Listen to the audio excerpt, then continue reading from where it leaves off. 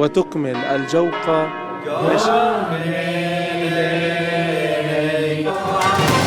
আজ শুভ বড়দিন, উৎসব আনন্দে মেতেছে খ্রিস্ট ধর্মাবলম্বীরা। গির্জায় গির্জায় বিশেষ প্রার্থনা, বিশ্বজুড়ে শান্তি ও মঙ্গল কামনা। সবাই আনন্দের সাথেই আমরা দিনটা পালন করি, আর চাই যে আমরা এটাই আশা করি যে আমরা সবাই একসাথে মিলে মিশে এই দিনটা সুন্দরভাবে উদযাপন করতে পারি। আমরা চাই দেশে শান্তি, সুখ, শৃঙ্খলা আসুক। এখনো জট খোলেনি চাঁদপুরে জাহাজের 7 খুন রহস্যের। বাগেরহাট থেকে একজন গ্রেফতার, মুন্সিগঞ্জে বাবুর্চি জুয়েলের দাফন সম্পন্ন। নারায়ণগঞ্জে সড়ক দুর্ঘটনায় নিহতকে জুলাই অভ্যুত্থানে শহীদ সাজিয়ে মামলা। নিরীহ মানুষকে হয়রানি, শহীদদের অনুদান লোপাট। বাড়ির দেওয়ালে বগুড়ায় বৈষম্য বিরোধী আন্দোলনের সংগঠককে হত্যার হুমকি, আতঙ্কিত পরিবার, ব্যবস্থা নেওয়ার আশ্বাস পুলিশের। এবং আফগানিস্তানের 7টি লক্ষ্যবস্তুতে পাকিস্তানের ব্যাপক বিমান হামলা, শিশু সহ অন্তত 15 জন নিহত, ধ্বংস মুরগবাজার গ্রাম। দেখছিলেন শিরোনাম সংবাদ দুপুরে, আপনাদের সঙ্গে আছি আমি তোয়া আফরোজ। এবার বিস্তারিত। শুভ বড়দিন আজ। বিশ্বের অন্যান্য দেশের মতো বাংলাদেশেও আড়ম্বরপূর্ণ পরিবেশে উদযাপন হচ্ছে খ্রিস্ট ধর্মাবলম্বীদের সবচেয়ে বড় ধর্মীয় উৎসব বড়দিন। গির্জাগুলো সাজানো হয়েছে আলোকসজ্জায়, সাজানো হয়েছে গোশালা, ক্রিসমাস ট্রি। সকাল থেকে চলছে বিশেষ প্রার্থনা। বড়দিনের প্রার্থনা অনুষ্ঠানকে বলা হয় খ্রিস্ট জাগ। ফিলিস্তিনের বেথেলহেমে যীশুখ্রিস্টের জন্মদিনে খ্রিস্ট ধর্মাবলম্বীরা সৃষ্টিকর্তার মহিমা প্রচার এবং মানব জাতির কল্যাণে সত্য ও ন্যায়ের পথে চলার শপথ নেন। উৎসব নির্বিঘ্ন করতে গির্জাগুলোতে বিশেষ নিরাপত্তা ব্যবস্থা নেওয়া হয়েছে।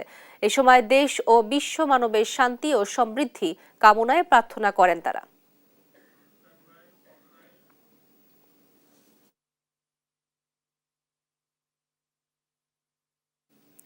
বিশ্বজুড়ে নানা আয়োজনে উদযাপন হচ্ছে যীশু খ্রিস্টের জন্ম উৎসব। যদিও যুদ্ধ বিগ্রহের কারণে অনেক দেশেই বড়দিনের পূর্ণ আমেজ লাগেনি, তবুও শান্তি কামনা বিশ্ববাসীর। নাসরিন আক্তারের রিপোর্ট।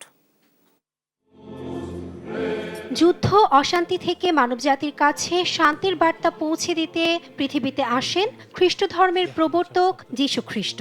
তবে খোদ যিশুর জন্মস্থান বেথলেহেমে অনাড়ম্বরভাবে উদযাপন হচ্ছে বড়দিন।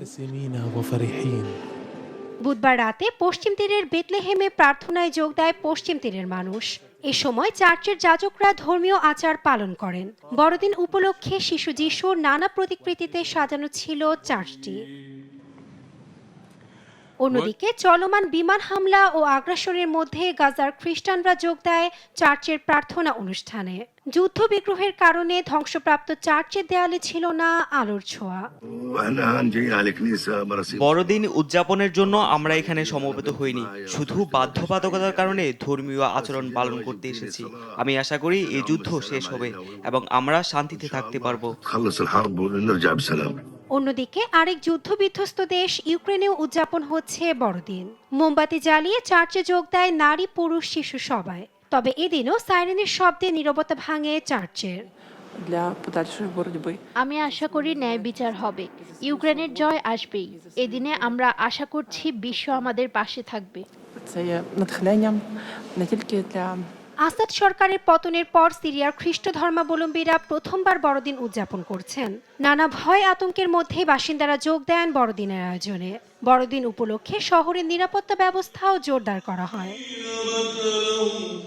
বড়দিনের শুভেচ্ছা জানিয়েছেন স্পেনের রাজা ফিলিপ। অন্যদিকে বড়দিন উপলক্ষে ভ্যাটিকানের সেন্ট পিটার্স ব্যাসিলিকার পবিত্র দরজা খোলেন ধর্মগুরু পোপ ফ্রান্সিস।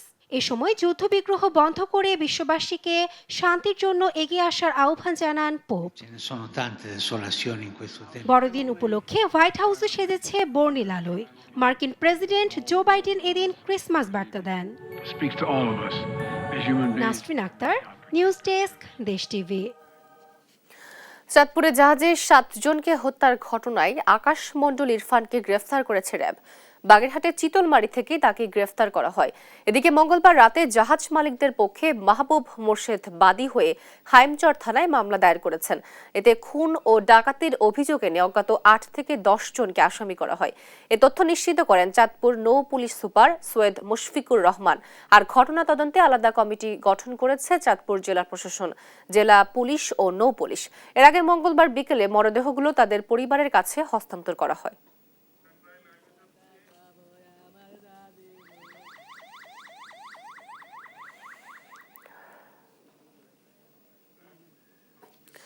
চাঁদপুরে আলোচিত 7 মার্ডারের ঘটনায় একজনকে গ্রেফতার করেছে র্যাব। এ নিয়ে সংবাদ সম্মেলন করবে কুমিল্লা র্যাব 11। এ বিষয়ে জানাতে কুমিল্লা থেকে সরাসরি যুক্ত হচ্ছেন সহকর্মী সুমন কবির। সুমন, জাহাজে হত্যার ঘটনায় কি বলছে র্যাব এবং কি তথ্য আছে আপনার কাছে জানাবেন? জি, তো আপনি যেটা বলছিলেন, আমরা আসলে কুমিল্লা র্যাব সিপিসি টিওপির 7 তলাতে আছি। আপনার জানেন মেজর সাকিব আসলে একটা আবেদনিক দল গতকাল রাত বাগেরহাটের চিতলমারিতে আসলে থেকেই ইরফান ওরফে আকাশকে আসলে ধরেছে এবং সে এখন ব্রিফিং করবে। এবং আপনাকে আমি একটু জানিয়ে রাখি, কুমিল্লার যে আবেদনিক দলটি তারা এখানে আমি দেখতে পাচ্ছি গ্রেপ্তারকৃত আসামির মোবাইল, নিহতদের ব্যবহৃত মোবাইল, ঘুমের ওষুধের খালি পাতা, রক্তমাখা jeans, money bag, hand gloves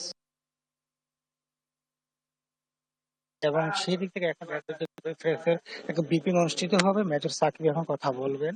আপনারা জানেন কুমিল্লার যে বিষয়ে আসলে উনি সরাসরি এখন লাইভে আসছেন এবং এই বিষয়ে আমরা সরাসরি শুনবো একটু কথা আর কি। এখানে সকল প্রস্তুত, র্যাবের ব্রিফিং শুরু হবে। আপনার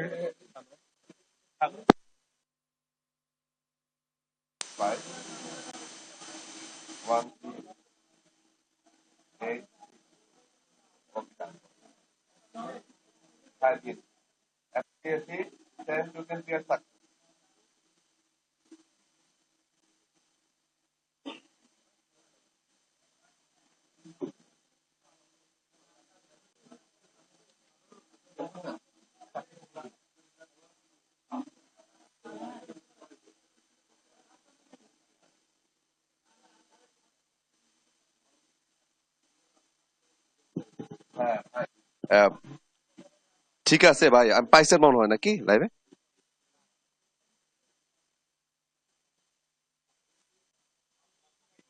হ্যালো,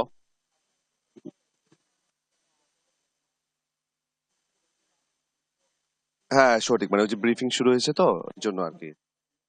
হ্যাঁ, সাউন্ড আচ্ছা ঠিক আছে বল। ওকে বস, ওকে ওকে বস, ওকে।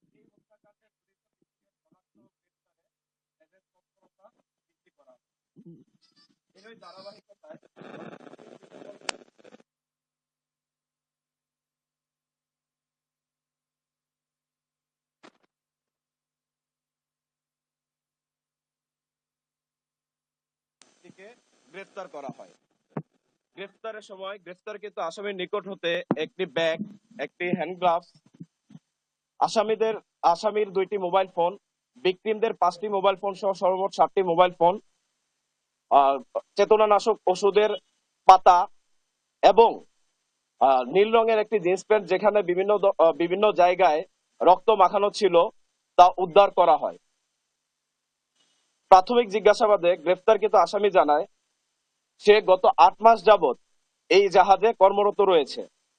জাহাজের মাস্টার কর্মচারীদেরকে বেতন ভাতা ও বিভিন্ন সুযোগ সুবিধা প্রদান থেকে বিভিন্ন সময় বিরত থাকে এবং সুযোগ সুবিধা প্রদান না করে বিভিন্ন সময়ে নরমাল বিষয়ে তাদেরকে অতিরিক্ত রাগারাগি করে।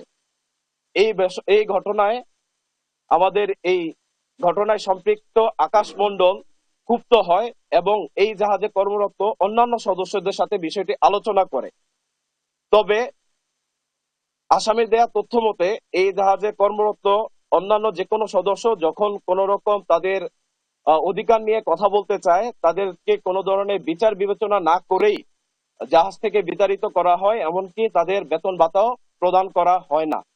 যার কারণে জাহাজে কর্মরত অন্যান্য সদস্যরা তার সাথে একমত পোষণ করে এই অন্যায়ের প্রতিবাদ করত না।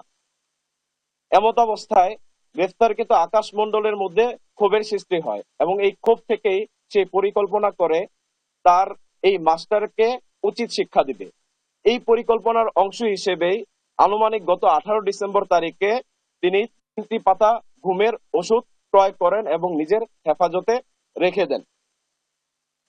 পরবর্তীতে 22 ডিসেম্বর তারিখে যখন এই জাহাজটি চট্টগ্রাম থেকে সিরাজগঞ্জের পথে রওনা হয় এবং চাঁদপুরের হাইমচর এলাকায় পৌঁছানোর পর জাহাজটি হাইমচরে নোঙর করা হয়। নোঙরকালীন সময়ে জাহাজে ভিকটিম যিনি বর্তমানে বেঁচে আছেন জুয়েল এবং এই আসামি আকাশ মণ্ডল ওরফে ইরফান, তারা দুইজন জাগ্রত অবস্থায় ছিল। দুপুরে খাবার খাওয়া শেষ করে যখন এই জাহাজের বাবুর্চি রানা রাতের খাবার রান্না করে, তখন রাতের খাবারের তরকারিতে এই গ্রেফতারকৃত আসামি সে আমাদেরকে জানায় সে নিজে রান্নাঘরে প্রবেশ করে এবং 3 পাতা ঘুমের ওষুধ ওই তরকারির সাথে মিশ্রিত করে। ঘুমের ওষুধ সেবনের ফলে, ঘুমের ওষুধের সাথে এই খাবার সেবনের ফলে জাহাজের বাকি যে সদস্যরা ছিল তারা খাবার গ্রহণ করে এবং পরবর্তীতে নিজ নিজ কেবিনে শুয়ে পড়ে। আমাদের গ্রেফতারকৃত আসামি তিনি আমাদেরকে তার স্বীকারোক্তিতে বলেছেন, এই সময়ে যখন কেবিনে সবাই শুয়ে পড়ে, নোঙর করার পর সর্বশেষ যিনি বেঁচে আছেন ভিকটিম জুয়েল, সে রাত 2টার সময় খাবার গ্রহণ করেন এবং খাবার গ্রহণ শেষে সে তার কক্ষে ঘুমাতে যায়। এর পরবর্তীতে গ্রেফতারকৃত আকাশ ওরফে ইরফান এই তার পরিকল্পনা বাস্তবায়নের জন্য পায়চারি করতে থাকে এবং এক পর্যায়ে রাত আনুমানিক 3:30টার দিকে সে প্রথমে জাহাজের মাস্টারকে তার কেবিনের ভিতরে গিয়ে একটি চাইনিজ কুড়াল দিয়ে কুপিয়ে হত্যা করে। তার মূলত ক্ষোভ ছিল জাহাজের মাস্টারের উপর, বা জাহাজের মাস্টারকে ডেট করার পর তার কাছে মনে হয় যে এই জাহাজে বাকি যে সদস্যরা আছে সে যদি এখন এখান থেকে পলায়ন করে তাহলে বাকি সদস্যদের দেয়া তথ্য অনুযায়ী তাকে গ্রেফতার করা হবে। আইন শৃঙ্খলা বাহিনীর গ্রেফতার এড়াতে গ্রেফতারকৃত আকাশ ওরফে ইরফান বাকি সদস্যদের ক্রমান্বয়ে কুপিয়ে হত্যা করে।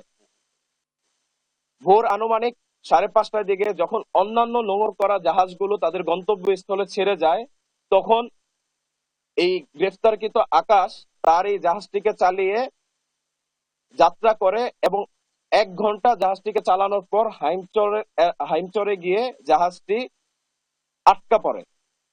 পরবর্তীতে একটি মাঝির নৌকার দ্বারা সে চরে গিয়ে অবস্থান করে এবং সেইখান থেকে আত্মগোপনে চলে যাওয়ার উদ্দেশ্যে বাগেরহাটে গমন করে।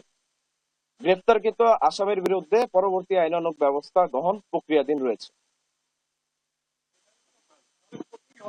এই ছিল কুমিল্লা থেকে আসলে র্যাবের এই স্ট্যাব ব্রিফিং ছিল সর্বশেষ আর কি, এই সর্বশেষ তথ্য। আপনাকে ধন্যবাদ। চাঁদপুরে আলোচিত 7 মার্ডারের ঘটনায় একজনকে গ্রেফতার করেছে র্যাব এবং এ বিষয়ে র্যাব সংবাদ সম্মেলন করছিলেন, আমরা সরাসরি ছিলাম সেখানে। এদিকে মুন্সিগঞ্জে গ্রামের বাড়িতে চিরনিদ্রায় শায়িত চাঁদপুরের মেঘনা নদীতে নির্মম হত্যাকাণ্ডের জাহাজের বাবুর্চি রানা মঙ্গলবার রাত 10:30টার দিকে জেলার ভাগ্যকুল ইউনিয়নের মান্ডাং গ্রামে স্থানীয় জামে মসজিদে জানাজা শেষে তাকে দাফন করা হয়। এর আগে রাত 9টার দিকে চাঁদপুর থেকে অ্যাম্বুলেন্সে তার মরদেহ ভাগ্যকুল গ্রামে পৌঁছায়। তার মৃত্যুতে এলাকায় শোকের ছায়া নেমে আসে। স্বজনরা এ সময় কান্নায় ভেঙে পড়েন। নিহত রানার পরিবারে 5 ভাই 1 বোন আছে বলে জানা গেছে।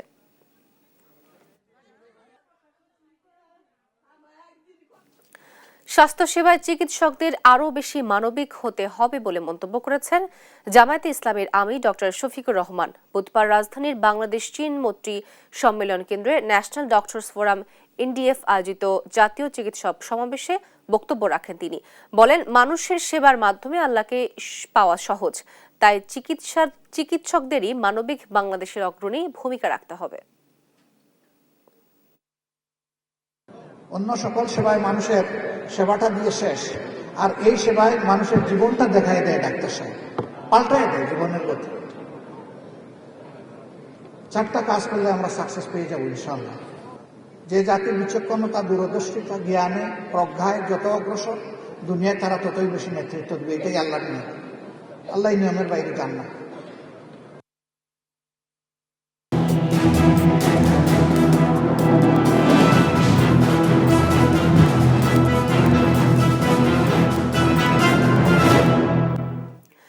সড়ক দুর্ঘটনায় নিহত ব্যক্তিকে জুলাই-আগস্ট বিপ্লবে হত্যা দেখিয়ে মামলা করে শত শত মানুষকে হয়রানি করছে একটি পরিবার।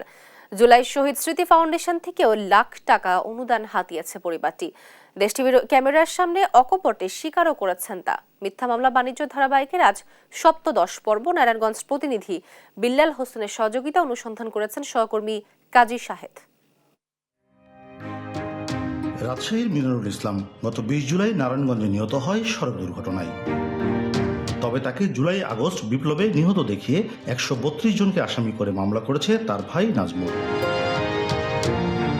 এমন মিথ্যা মামলার রহস্য অনুসন্ধানে দেশ টিভি টিম মিনারুলের মৃত্যু রহস্য জানতে প্রথমে সিটি কর্পোরেশনের জন্ম মৃত্যু নিবন্ধন সার্ভার যাচাই করি আমরা। সেখানে স্পষ্ট উল্লেখ করা হয়েছে মিনারুলের মৃত্যু সড়ক দুর্ঘটনায়। আমি আসার পরে এটা সার্ভার চেক করে দেখছি, ওনার আম্মা আমার কাছে আসছিলেন, তো সার্ভার চেক করে দেখছি যে রোড অ্যাক্সিডেন্ট উল্লেখ করা আছে। এটুকুই জানি, তার বেশি কিছু আমি জানি না। তাহলে কেন জুলাই আগস্ট বিপ্লবে নিহত দেখিয়ে হত্যা মামলা করেছে পরিবার জানতে বাদীর মুখোমুখি আমরা। ক্যামেরার সামনে দিক বেদিক কথা শুরু করেন তিনি। তদন্ত মামলাটা আমি আসলে করতে চাই নাই, তারপরে আপনার ওই হয়ে গেছে আর কি।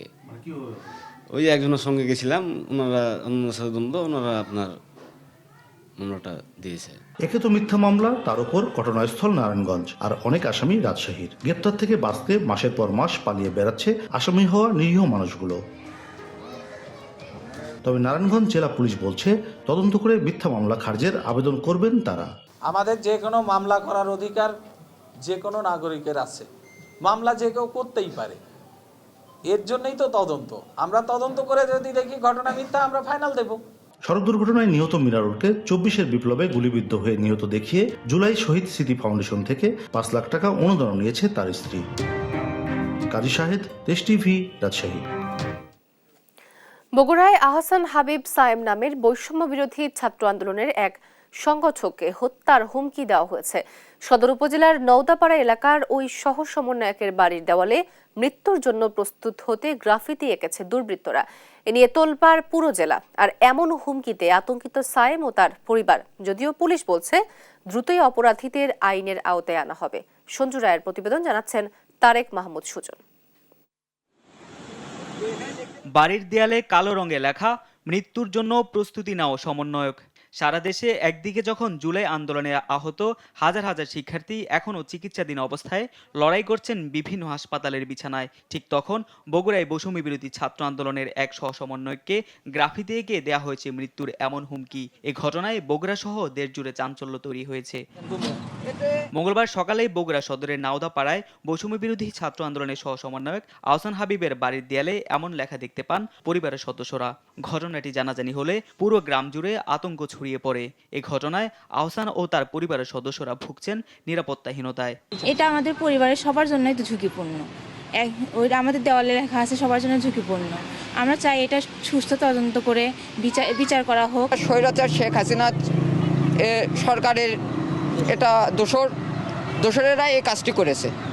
এই ঘটনায় উদ্বিগ্ন বৈষম্য বিরোধী ছাত্র আন্দোলনের সংগঠকরাও দ্রুততম সময়ে সুষ্ঠু তদন্তের দাবি তাদের। জুলাইয়ের গণ অভ্যুত্থানের এখনো 5 মাস ঠিকঠাক মতো পেরোয়নি। এখনো শত শত শিক্ষার্থী যারা অঙ্গহীন হয়ে হাসপাতালে কাতরাচ্ছে, চিকিৎসার অভাবে তারা এখানে এত কিছু হয়ে আছে। তার মধ্যে আসলে দুর্বৃত্তরা কিভাবে সাহস পায় এই ঘটনা ঘটানোর জন্য? পুলিশ বলছে ঘটনায় জড়িতদের শনাক্তে চেষ্টা চলছে। এই সংবাদ পাওয়ার সঙ্গে সঙ্গে আমার একটা পুলিশ টিম ঘটনাস্থলে প্রেরণ করেছে এবং এই বিষয়ের আদ্যপান্ত উন্মোচন করার চেষ্টা করেছে। শনাক্ত করা যায়, যথাযথ আইনগত ব্যবস্থা নিয়ে তাদেরকে উচিত জবাব দেওয়া হবে। আহসান হাবিব বগুড়া সদরের নাওদাপাড়া গ্রামের আব্দুল গফুরের ছেলে। উদ্বেগজনক এই ঘটনার ইতিমধ্যে খোঁজ নিয়েছেন স্বাস্থ্য উপদেষ্টা সহ কেন্দ্রীয় সমন্বয়করা। হুমকিদাতাদের দ্রুত আইনের আওতায় আনার দাবি পরিবার সহ স্থানীয়দের। নিউজ ডেস্ক, দেশ টিভি।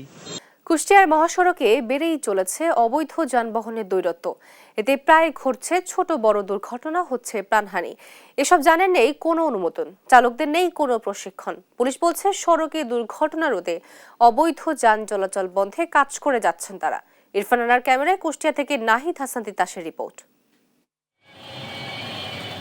মহাসড়কে অবৈধ যান চলাচল নিষিদ্ধ হলেও কুষ্টিয়ার মহাসড়কগুলোতে অবাধেই চলছে নসিমন, করিমন, 3 হুইলার সহ 3 চাকার এসব অবৈধ যান, যা মহাসড়কে সাধারণ পথচারীদের আতঙ্কের কারণ হয়ে দাঁড়িয়েছে। প্রতিনিয়তই সড়কে ঘটছে ছোট বড় দুর্ঘটনা, প্রাণ যাচ্ছে পথচারীদের। গত 2 মাসে এ জেলায় 100-এরও অধিক সড়ক দুর্ঘটনায় প্রাণ গেছে 16 জনের, আর আহত হয়েছে 50 জনেরও অধিক। বৈধ যান চালকেরা বলছেন অবৈধ যানের কারণেই মহাসড়কে বাড়ছে দুর্ঘটনা। এসব যানের নেই কোনো লাইসেন্স, ড্রাইভারদেরও নেই কোনো প্রশিক্ষণ। তাই মহাসড়কে এসব অবৈধ যান চলাচল বন্ধের দাবি তাদের। ভ্যান চালায়, রিক্সা চালায়, নসিমন, করিমন সবই অবৈধ।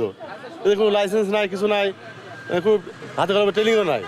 এদের কোনো লাইসেন্স নাই, এটা এদের চলাতে আমাদের যে দুর্ঘটনা ঘটে 12 না ওদের কারণে হয়। আমরা চাই যে ওগুলো মহাসড়কে অন্তত না চলা। আর কুষ্টিয়ার মহাসড়কগুলোতে তাপিয়ে বেড়ানো অবৈধ এসব যান চালকেরা গাড়ির কাগজ বা প্রশিক্ষণ না থাকার বিষয়টি স্বীকার করে বলছেন কোনরূপ বাধা ছাড়াই মহাসড়কে যানবাহন চালাচ্ছেন তারা। না, আমাদের লাইসেন্স নাই। গাড়ির লাইসেন্স দেয় পৌরসভা থেকে, ভ্যানের লাইসেন্স দেয়। হ্যাঁ, ওটা নিষেধ, কিন্তু আমাদের তো চলতে হয় রাস্তায়। এটা তো অবৈধ কিছু না, এগুলো তো সরকার আনেছে, এগুলো তো বাংলাদেশের কেউ তৈরি করেনি। আমাদের পেটের দায় এগুলো আমাদের চালাতেই হয়। পুলিশ আগে বলতো আপনার শহরে যেগুলো আপনার লাইসেন্স দিত, শহরে পরিষেবায় চালাইতাম। প্রতিনিয়তই সড়কে দুর্ঘটনার অন্যতম কারণ এসব অবৈধ যানবাহন, এমনটাই মনে করেন নাগরিক সমাজের প্রতিনিধিরা। মহাসড়কে দুর্ঘটনা রোধে অবৈধ এসব যান চলাচল বন্ধের পাশাপাশি এসব তৈরির কারখানাগুলোর দিকেও নজর দেওয়ার দাবি তাদের। হাইওয়েতে যতগুলো দুর্ঘটনা সম্প্রতিকালে হচ্ছে, বেশিরভাগ দেখা যাচ্ছে ওই অটো, ওই নসিমন করিমন, ওই আলম সাধু, এই সমস্ত 3 চাকার বাহনগুলো, এগুলোর নিয়ন্ত্রণ রাখা খুবই কষ্টকর ব্যাপার। কারখানাগুলো তাদের উপরে সরকারের একটা অবশ্যই একটা থাকবে, নিয়ন্ত্রণ থাকবে। সে মিনিমাম স্ট্যান্ডার্ড মেনটেন করে যদি তৈরি করতে পারে তবে তারা নিবন্ধন পাবে। তবে হাইওয়ে পুলিশ বলছে মহাসড়কে অবৈধ যান চলাচল বন্ধে কঠোর অবস্থানে রয়েছেন তারা। অভিযানও রয়েছে অব্যাহত। অভিযান অব্যাহত আছে। আমরা প্রত্যেকদিন মামলা দিচ্ছি। আমরা আজকেও আমাদের মামলা হচ্ছে। আমরা কঠোর দিন আমাদের ডিআই স্যার এসেছিল, ডিআই স্যার আমাদের নির্দেশনা দিয়ে গেছে। আমরা সেই নির্দেশনা মোতাবেক অবৈধ যানের পিছনে আমরা কঠোর ব্যবস্থা নিচ্ছি। মহাসড়কে অবৈধ যান চলাচল বন্ধ করতে পারলেই কমবে সড়কে প্রাণহানির মতো ঘটনা। তাই এসব অবৈধ যান চলাচল বন্ধে প্রশাসনকে আরো কঠোর হওয়ার তাগিদ সাধারণ মানুষের। নাহিদ হাসান তিতাস, দেশ টিভি, কুষ্টিয়া। আন্তর্জাতিক প্রসঙ্গ, আফগানিস্তানে ব্যাপক বিমান হামলা চালিয়েছে পাকিস্তান। এতে শিশুসহ নিহত হয়েছেন অন্তত 15 জন। মৃতের সংখ্যা আরও বাড়তে পারে বলে আশঙ্কা করা হচ্ছে। গণমাধ্যমের প্রতিবেদন থেকে জানা যায়, মঙ্গলবার পাকতিকা প্রদেশের বারলাম জেলায় 7টি গ্রাম লক্ষ্যবস্তু করে পাকিস্তানি সামরিক বাহিনীর দফায় দফায় বিমান হামলা চালায়। এতে বারমালের মূর্খ বাজার গ্রামটি ধ্বংস হয়ে গেছে। আনুষ্ঠানিকভাবে বিমান হামলার বিষয়টি নিশ্চিত করেনি পাকিস্তান। তবে এই হামলার নিন্দা জানিয়ে কঠোর প্রতিশোধ নেওয়ার হুঁশিয়ারি দিয়েছে তালেবানের প্রতিরক্ষা মন্ত্রণালয়।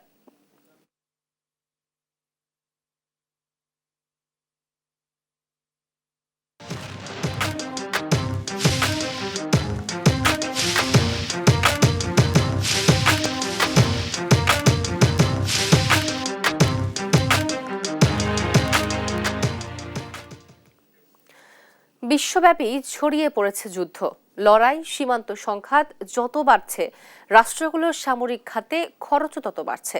2024 সালে বিশ্বের সামরিক খাতে ব্যয়, কোন দেশের অবস্থান কি এবং কেমন ছিল তার প্রভাব, তা নিয়ে বিস্তারিত থাকছে রায়হান কবির শুভ্রের ডেস্ক রিপোর্টে।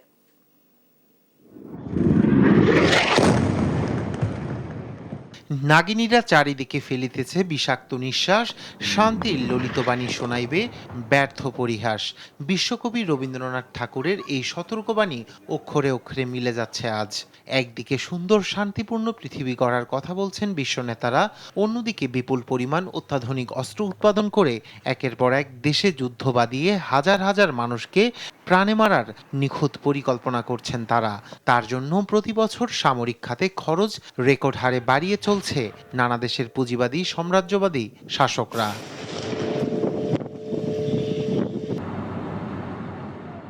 আড়াই বছরের বেশি সময় ধরে যুদ্ধ চলছে ইউক্রেনে। উত্তপ্ত হয়ে উঠেছে মধ্যপ্রাচ্যের বড় একটি অংশ। গাজা, লেবানন আর সিরিয়ায় একের পর এক ইসরায়েলি হামলায় নতুন করে সংঘাত দেখা দিয়েছে পুরো অঞ্চলে। আফ্রিকার বিভিন্ন দেশেও চলছে সংঘাত। লড়াই, যুদ্ধ, সীমান্ত সংঘাতের সাথে পাল্লা দিয়ে বাড়ছে রাষ্ট্রগুলোর সামরিক ব্যয়।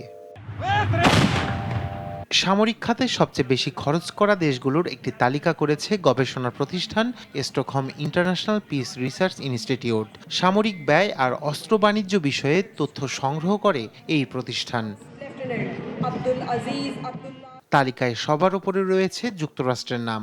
2024 সালে যুক্তরাষ্ট্র সামরিক খাতে খরচ করেছে 824.3 বিলিয়ন মার্কিন ডলার, যা 2023 অর্থ বছরের তুলনায় 26.8 বিলিয়ন বেশি। পরের দুটি নাম যথাক্রমে চীন ও রাশিয়ার। চীনের সামরিক খরচ $296 বিলিয়ন, আর ইউক্রেনের সঙ্গে যুদ্ধরত রাশিয়ার সামরিক খাতে $109 বিলিয়ন খরচ করেছে।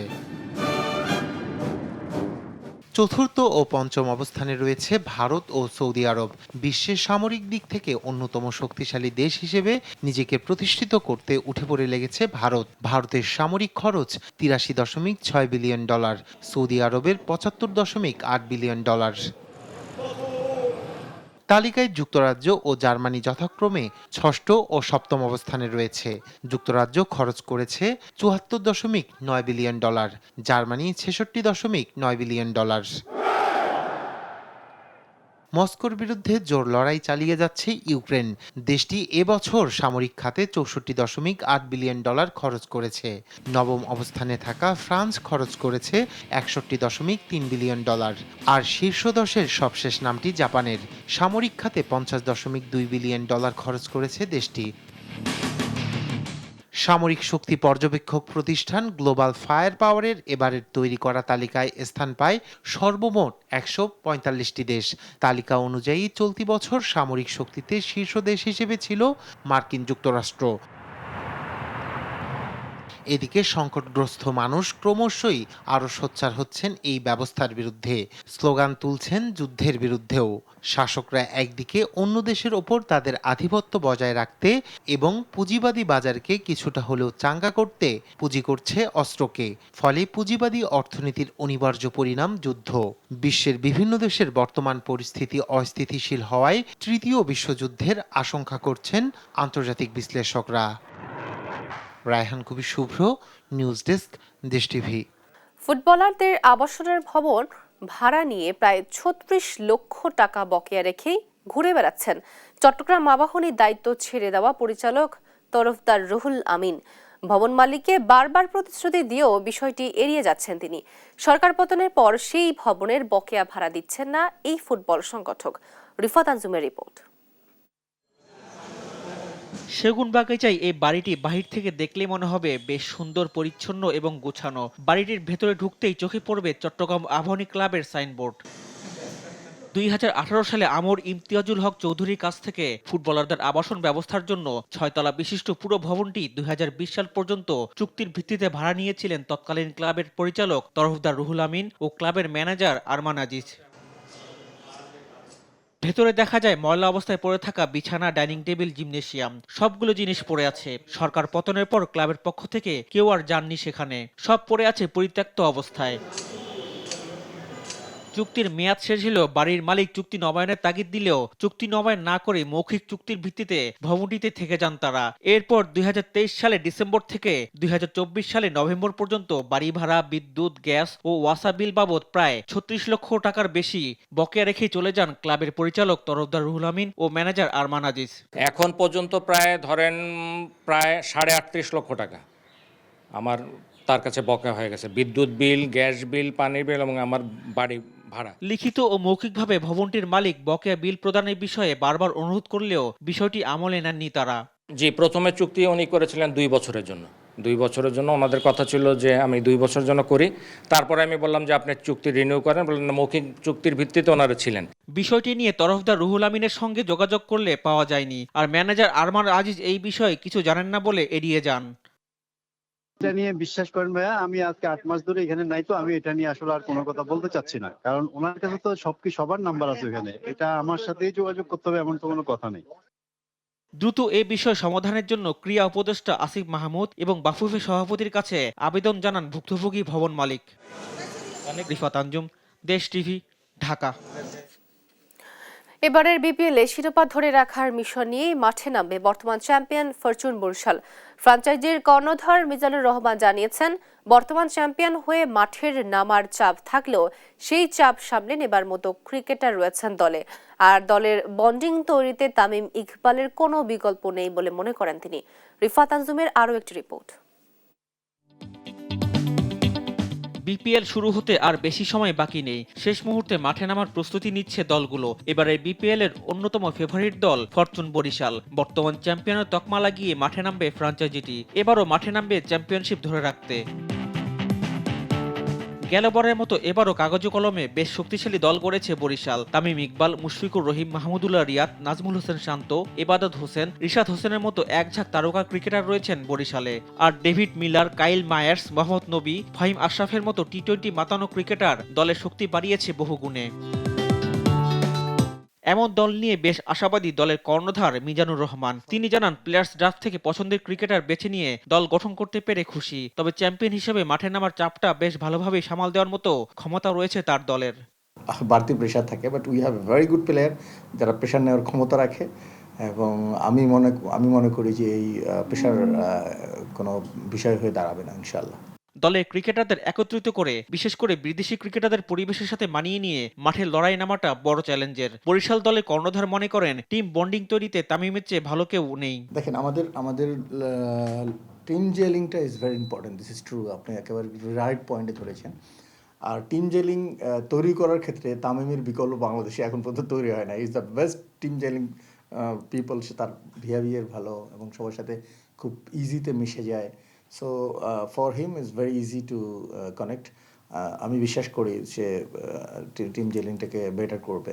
বিপিএল পুরো বিশ্বে ছড়িয়ে দিতে এবং ভেন্যুর সংখ্যা বাড়ানোর তাগিদ দেন বিপিএল চ্যাম্পিয়ন দলের কর্ণধার। রিফাত আঞ্জুম, দেশ টিভি, ঢাকা।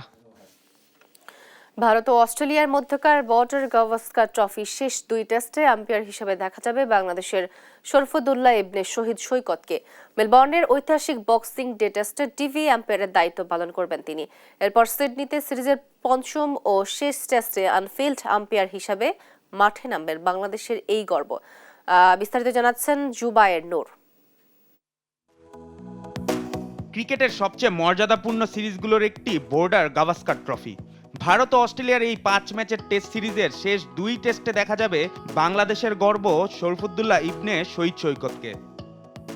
26 ডিসেম্বর মেলবোর্নে শুরু হতে যাওয়া ঐতিহ্যবাহী বক্সিং ডে টেস্টে টিভি আম্পায়ার হিসেবে থাকবেন সৈকত।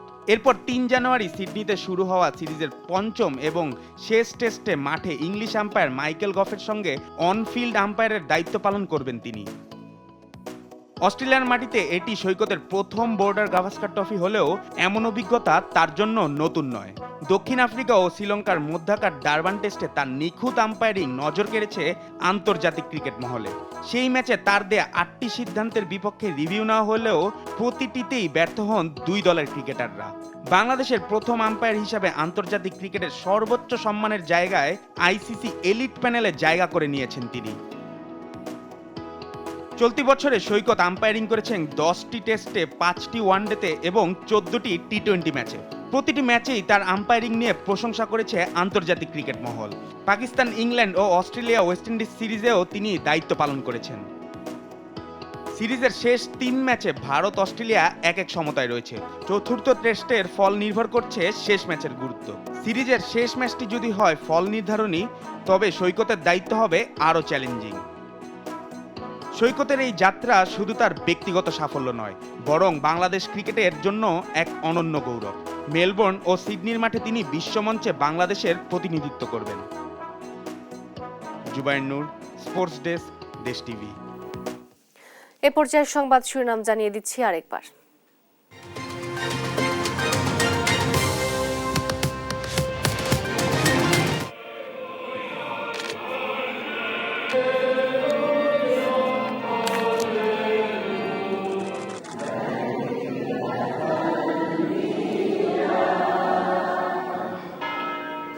وتكمل الجوقة